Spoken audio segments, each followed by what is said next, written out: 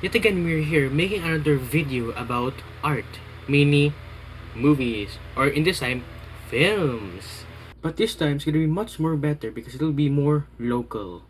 Thanks to Limket Kay, there. Thanks to them, we're allowed to watch these types of movies or films that very cheap price. So I'm here yet again making another video essay about movies, or particularly in this one, a film. But it's gonna be much more better, baby, because you know why? Because it's gonna be a film, meaning it's gonna be rich in story or in storytelling. It's gonna be rich in editing. It's gonna be rich in other stuff that revolving good films, like this film or maybe this film, or I don't know. Is this even a film? But this film. But let's go back to the main topic.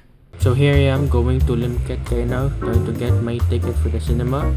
Here I am, still waiting for my other friends, but they're still not there. So, oh, hi there.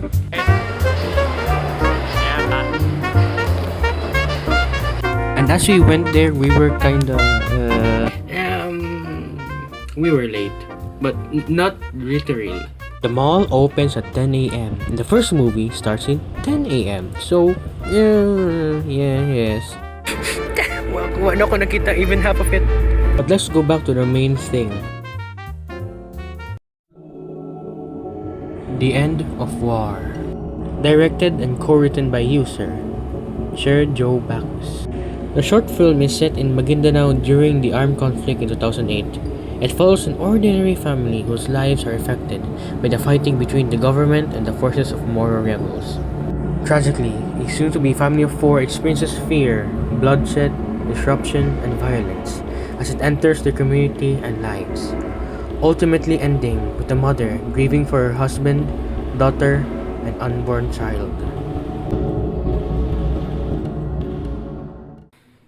So, after watching the movie, it was very like an eye opener to me that it was very tragic thing happened back then, especially in 2014. That time with the Moros revolution, the revolutionary system, rebels are active, but right now I don't really fully know that they're still active right in this day. But the movie really sheds light upon the events that even behind closed doors, that even though people who are not involved in the war are still affected by its own consequences. As part of the movie shows that the very back, people fighting, guns blazing, blood shedding.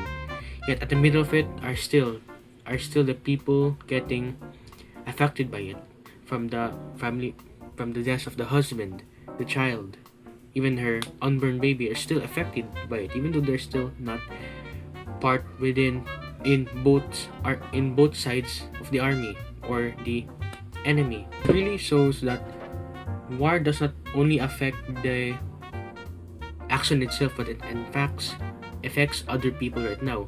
It can still be mirrored to how war happens today as well, where of course the war of Southeastern, the war against Russia and Ukraine, oil, gasoline, etc. It's much more a mirror in today's current problem as well. That very important for us to be aware of. Again, an eye opener of the film. At the end of the day, I really appreciate the filmography itself, from the lighting, the pace, from the lighting gradient, from at the very first very bright and sharp colors, at the end very dull colors, sometimes representing death, maybe, I don't know. But there's still some comedic scenes, especially the helicopter, because some scenes looks very rushed. Some scenes, especially the child scenes where she doesn't speak, but at the same time there's like dialogue. It's very comedic to me, even though it's a very serious film. But at the end of the day, I really appreciate and really like those type of movies where it really brings light upon something. And overall, the film was great, from the cinematography, how it's shooted, the storytelling as well. Overall, very great and very. That's all I have to say, and thank you for watching this video.